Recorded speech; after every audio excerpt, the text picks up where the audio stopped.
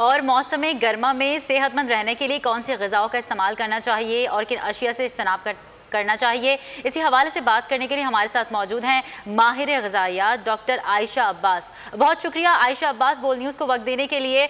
बताइएगा, मौसम तब्दील हो रहा है, बॉडी जो है वो डिहाइड्रेटेड भी होती है, तो ऐसे में किस तरह एहतियात करनी चाहिए? देखिए, इसमें सबसे ज़्यादा इम्पोर्टेंट इस वक्त ये है कि जितना अपने आप को हाइड्रेट रख सकते हैं ज़रूर रखें। और जो सबसे ज़्यादा टारगेट पॉपुलेशन इस वक्त है वो हैं बच्चे और बुजुर्ग, और उनके लिए सबसे ज़्यादा अपनी बॉडी को कवर्ड रखना ज़रूरी है। कोविड ने हमें ये सबक सिखाया है कि जो ज़रूरत का काम हो सिर्फ वो करने के लिए हम लोग बाहर जाएं। तो ज़्यादातर वक्त हमें अपना सिर्फ घर के अंदर गुजारना है। अगर बाहर सूरज की रोशनी में भी जाना पड़ता है, इस वक्त सूरज जो है सबसे ज़्यादा बाहर बहुत ज़्यादा मौजूद है, उसकी शिद्दत बहुत ज़्यादा है, तो बॉडी पार्ट्स को कवर्ड रखा जाए। और वक्तन फवक्तन पानी का इस्तेमाल बहुत रखना ज़रूरी है, लेकिन उसके साथ साथ नमकियात जो है उसके अंदर बहुत ज़्यादा मौजूद होनी ज़रूरी है।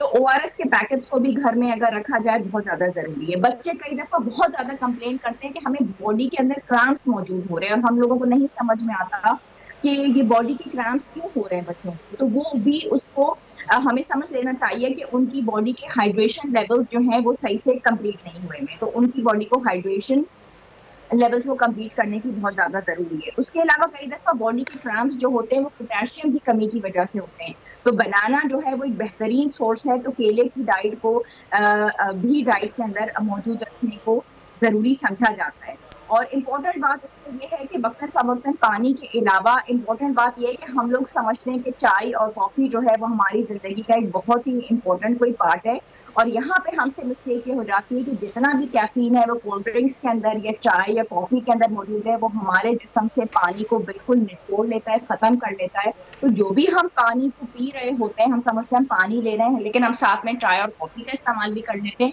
तो वो हमारे जिस्म से कैफीन जो होता है वो तमाम तर पानी को भी निकाल देता है, और फिर हम दोबारा से जो है वो अपने हाइड्रेशन को ख़त्म कर लेते हैं, यानी कि हम दोबारा डिहाइड्रेट हो जाते हैं।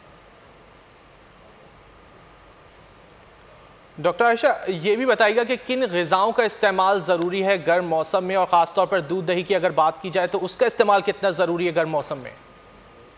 देखिए, कैल्शियम डेफिनेटली बहुत ज़्यादा ज़रूरी है, लेकिन अगर ग़िज़ाओं के बारे में तो वो तमाम तर ग़िज़ाएं जो घर की बनी हुई हो, यानी कि साफ सुथरी और घर की बनी हुई अशिया। बाहर की हमें ग़िज़ाओं के बारे में नहीं पता होता कि उनका हाइजीन किस तरीके का है, उनके हाइजीनिक स्टैंडर्ड्स किस तरीके के हैं, और उसकी वजह से हमें गैस्ट्रोएंटराइटिस हो जाता है। गैस्ट्रोएंटराइटिस बजाते खुद हमारे जिस्म से नमकियात भी निकाल लेता है, हमारे हाइड्रेशन लेवल्स फिर से ख़राब हो जाते हैं और हम फिर से ज़ीरो के ऊपर चले जाते हैं।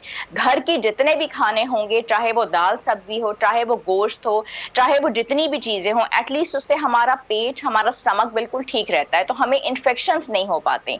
तो उस वजह से घर की जितनी भी चीजें हैं, और जहां आपने बात किया दही के बारे में या दूध के बारे में, तो उसकी वजह से हमारा स्टमक बिल्कुल भी अपसेट नहीं होता, और बच्चों में और बड़ों में जब हमें कैल्शियम मिलता रहता है तो हमारे एनर्जी लेवल्स बिल्कुल सही रहते हैं। और इस सख्त गर्मी में अगर लस्सी बना ली जाए, यानी कि आधा कप हम दूध ले लेते हैं और उसमें 2 to 3 टेबल स्पून हम योगर्ट मिला लेते हैं, और जो लोग डायबिटीज जिनको नहीं है, अगर वो उसके अंदर चीनी भी डाल लेते हैं, तो ये इतना जबरदस्त हमारे एनर्जी लेवल्स को मेंटेन रखता है। हम पूरा दिन एनर्जी लेवल्स हमारे मेंटेन रहते हैं। आगे आगे अगर रमजान को भी हम देखते हैं तो ये चीज हम सहरी में भी इस्तेमाल करते हैं, और अगर इसी चीज से हम रोजे की अफ्तार भी कर लेते हैं तो एनर्जी लेवल्स हमारे बिल्कुल भी डिप्लीट नहीं होते। पूरा दिन हम एनर्जी लेवल्स हमारे जबरदस्त रहते हैं, और वो जो हमें वीकनेस और लेथार्जिक महसूस होता है सूरज की सख्त तरीन गर्मी के बावजूद भी, हम पूरा दिन भी हमें वीकनेस महसूस नहीं होगी, लेथार्जी भी महसूस नहीं होगी।